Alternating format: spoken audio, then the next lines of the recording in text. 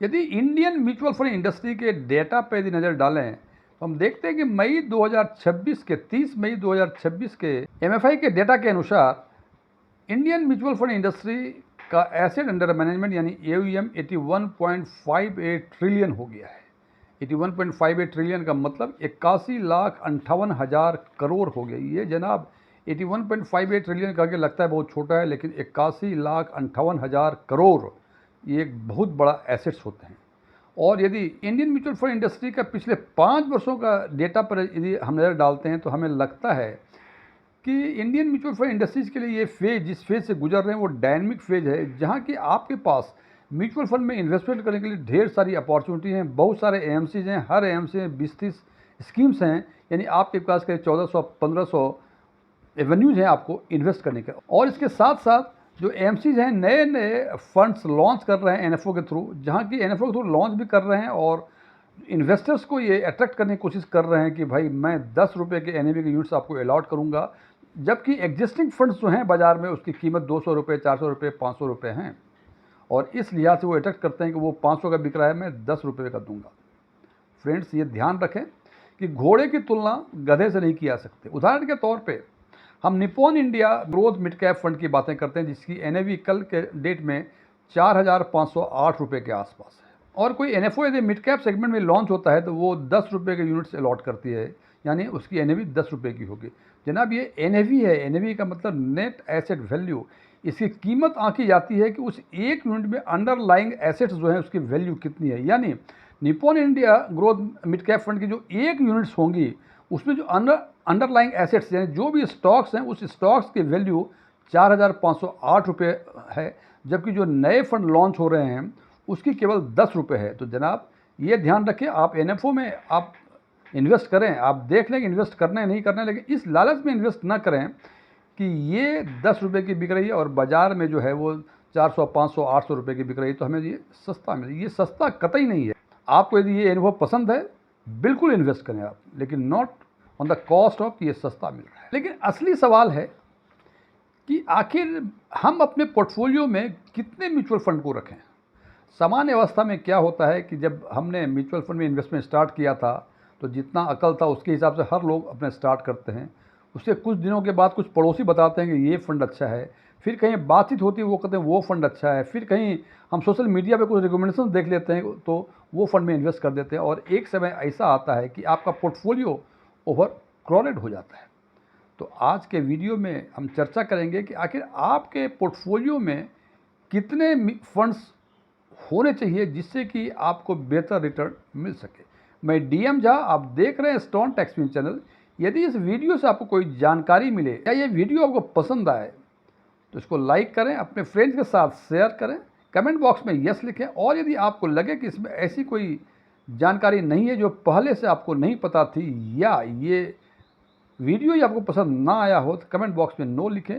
और यदि आपकी रुचि इन्वेस्टमेंट, खासकर म्यूचुअल फंड इन्वेस्टमेंट, बैंकिंग और डायरेक्ट टैक्सेशन में है और अभी तक आपने मेरे चैनल को सब्सक्राइब नहीं किया है तो मेरे चैनल को सब्सक्राइब करें और ऑल बटन पर क्लिक करें ताकि मेरे सभी नए वीडियो की नोटिफिकेशन आपको लगातार मिलती रहे। तो सबसे पहले बात कर रहा था कि आखिर सवाल है कि कितने म्यूचुअल फंड आपके पोर्टफोलियो में होने चाहिए। इस पर आगे चर्चा करने के पहले ये देख लें कि जब आपके सबके कहने पर, कभी अपने मन से, कभी अपने फ्रेंड्स के रिकमेंडेशन के हिसाब से, कभी सोशल मीडिया के रिकमेंडेशन के हिसाब से, कभी कहीं और कुछ सुन लिया उसके हिसाब से, जब आप फंड में इन्वेस्टमेंट करते हैं तो एक समय ऐसा आता है कि आपका पोर्टफोलियो ओवर क्राउडेड हो जाता है।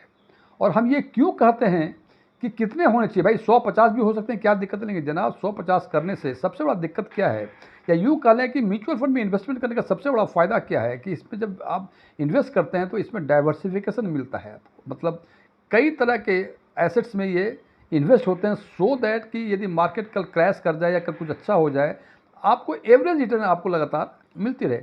लेकिन जब 10-15 फंड हो जाते हैं यानी ओवर डाइवर्सिफिकेशन हो जाता है तो ये रिटर्न डाइल्यूट हो जाता है। रिटर्न डाइल्यूट होने का कारण है ओवरलैपिंग। अब आपके मन में ये सवाल होगा कि आखिर ये ओवरलैपिंग है क्या? जनाब, ओवरलैपिंग का सिंपल मतलब, जैसे आपने फंड ए में इन्वेस्ट किया, फंड बी में इन्वेस्ट किया, फंड ए में भी 10 स्टॉक्स में इन्वेस्टमेंट कर रहे हैं, फंड बी में 15 में कर रहे हैं, तो आप यदि दोनों में इन्वेस्ट कर रहे हैं तो आपके पैसे 25 स्टॉक में इन्वेस्ट हो रहे हैं, तो आपको लगता है कि भाई ये डाइवर्सिफिकेशन हो रहा है। और यदि ऐसा हो कि फंड ए का जो 10 फंड है वो 10 के 10 फंड कॉमन है फंड बी में, तो जनाब टोटल जो आपका इन्वेस्टमेंट होगा वो केवल 15 स्टॉक में हो रहे हैं, 25 स्टॉक में नहीं हो रहे हैं, बिकॉज उसमें 10 स्टॉक्स जो हैं वो कॉमन है, और इसी को कहते हैं ओवरलैपिंग। ये तो नंबर ऑफ स्टॉक्स के हिसाब से ओवरलैपिंग बताया, लेकिन हम यहाँ बात करते हैं उसके वेट के बेसिस पे। तो इससे होता क्या है कि जैसे मैंने बताया कि इससे इन्वेस्टमेंट आपका सेम स्टॉक्स में होता है और डाइवर्सिफिकेशन नहीं होता। उदाहरण के तौर पे यदि हम लार्ज कैप सेगमेंट के 2 फंड्स की बातें करें, एक्सिस का लार्ज कैप फंड और कैनरा रोबेको का लार्ज कैप फंड, ये दोनों ही लार्ज कैप के फंड हैं। इसकी ओवरलैपिंग 73% है। अब इसको जो सिंपल वे में ट्रांसलेट करें तो हम ये कह सकते हैं कि यदि आपने 5,000 रुपये एक्सिस लार्ज कैप में इन्वेस्ट किया और 5,000 रुपये Canara Robeco large cap fund में इन्वेस्ट किया, तो आपको लगा कि 5,000 कहीं और किया, 5,000 कहीं और किया, लेकिन चूंकि इसका ओवरलैपिंग 73% है, इसका मतलब 10,000 रुपये में से 7,300 रुपये सेम सेट ऑफ स्टॉक्स में इन्वेस्ट हो रहे हैं आपके, और बाकी रिमेनिंग जो 2,700 बचता है वो डिफरेंट सेट ऑफ स्टॉक्स में इन्वेस्ट हो। तो जनाब ये डाइवर्सिफिकेशन नहीं हुआ, बिकॉज कि 10,000 में से 7,300 केवल सेम सेट ऑफ स्टॉक्स में इन्वेस्ट हो रहे हैं। तो इससे होता क्या है कि यदि मार्केट दायां बायां होता है तो आपका रिटर्न जो है वो डाइल्यूट हो जाता है। इसी तरह से मिड कैप सेगमेंट में 2 फंड हैं, एक्सिस का मिड कैप और कोटक महिंद्रा का मिड कैप। इनका ओवरलैपिंग परसेंटेज 42% है, यानी 5-5 हज़ार रुपये दोनों में इन्वेस्ट किया तो यहाँ 4,200 रुपये सेम सेट ऑफ स्टॉक में इन्वेस्ट होंगे और 5,800 रुपये डिफरेंट सेट ऑफ स्टॉक्स में इन्वेस्ट होंगे। तो ये देख लें कि ओवरलैपिंग ना हो, और ये तो मैंने विद इन सेगमेंट बताया ओवरलैपिंग, लेकिन कभी कभी इंटर सेगमेंट की ओवरलैपिंग भी देखी गई है। इसका मतलब कि मिड कैप के एक फंड की ओवरलैपिंग हो रही है स्मॉल कैप या दूसरे सेगमेंट के किसी पर्टिकुलर फंड से। आप ये देख लें कि इन्वेस्टमेंट करते समय ये ध्यान रखें कि भाई आपके पास जो ऑलरेडी इन्वेस्टमेंट है और जो इन्वेस्टमेंट करने की आप जिसमें सोच रहे हैं दोनों की ओवरलैपिंग नहीं हो। हालांकि ये कहना है कि जीरो ओवरलैपिंग है, ये संभव नहीं है, बिकॉज जैसे लार्ज कैप की बातें हैं जनाब, टोटल तो 100 स्टॉक्स ही हैं, उसी में सबको इन्वेस्ट करना है, तो ओवरलैपिंग कुछ ना कुछ तो होगा ही होगा। लेकिन ये ओवरलैपिंग इतना अधिक ना हो जाए कि हमें लगे कि फंड्स तो हमारे पास 4-5 हैं और सारे पैसे एक ही जगह इन्वेस्ट हो रहे हैं। अब असली सवाल कि ये तो बता दिया हमने कि ओवर क्राउडिंग से क्या दिक्कतें होती हैं, लेकिन आखिर होना कितना चाहिए। मेरे विचार से या एक्सपर्ट की राय में भी कहा जाता है कि आपके पोर्टफोलियो में 5 से 7 फंड होने चाहिए, और जितना भी आपका पोर्टफोलियो है उसमें से 65 to 70% आपका लार्ज कैप में, फ्लेक्सी कैप या मल्टी कैप में, वैल्यू फंड में और कंट्रा फंड में, ये 4 सेगमेंट में आपका 65 to 70% पोर्टफोलियो का इन्वेस्ट होना चाहिए। अब बाकी जो सेटेलाइट पोर्शन बचता है 30 to 35%, उसमें आप एग्रेसिव हाइब्रिड और मिड कैप फंड में उसको इन्वेस्ट कर सकते हैं। और इस हिसाब से देखते हैं कि यहाँ 6 फंड हुए, और इसके बाद यदि आपका रिस्क प्रोफाइल काफ़ी हाई है, यानी काफ़ी अधिक रिस्क ले सकते हैं, तो आप स्मॉल कैप भी अपने पोर्टफोलियो में ऐड कर सकते हैं। इसके साथ साथ यदि आप चाहते हैं कि टैक्स एडवांटेज लें हम, इसके लिए इन्वेस्ट करें, तो इसके लिए ELSS भी आप ऐड कर सकते हैं। इसके अलावे यदि आप चाहें तो गोल्ड फंड वगैरह भी ऐड कर सकते हैं, लेकिन ये 5, 6, 7 के आसपास, इससे अधिक नहीं होना चाहिए, ये हमेशा ध्यान रखें। और इसके साथ साथ ये भी ध्यान रखें कि यदि इस डाइवर्सिफिकेशन, ये 5-7 फंड आप अपने पोर्टफोलियो में रखे हुए हैं, तो इसका टाइम हॉरिजन 7-8 साल 10 साल से कम नहीं होगा, क्योंकि हो सकता है कि कम टाइम हॉरिजन में, कम समय सीमा में भी आपको अच्छा रिटर्न मिल जाए, लेकिन यदि अच्छे रिटर्न की आशा रखते हैं तो 7-8-10 साल से कम का टाइम हॉरिजन आपके पास नहीं होना चाहिए।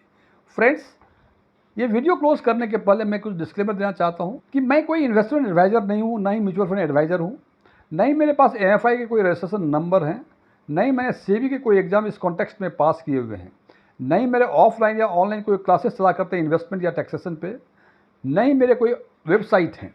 ओपन डोमेन में जो भी इन्फॉर्मेशन अवेलेबल है उसके बेसिस पे मैं आम लोगों के लिए आम वीडियो बनाया करता हूँ। ये मेरे विचार थे, यदि मेरे विचारों से सहमत होना कोई ज़रूरी नहीं है। यदि आप मेरे विचारों से सहमत हैं तो कमेंट बॉक्स में यस लिखें, और यदि आप मेरे विचारों से सहमत नहीं हैं तो कमेंट बॉक्स में नॉट एग्रीड लिखें। और नॉट एग्रीड लिखने के साथ साथ ये ज़रूर बताएं कि आप हमारे विचारों से सहमत क्यों नहीं हैं। Thank you.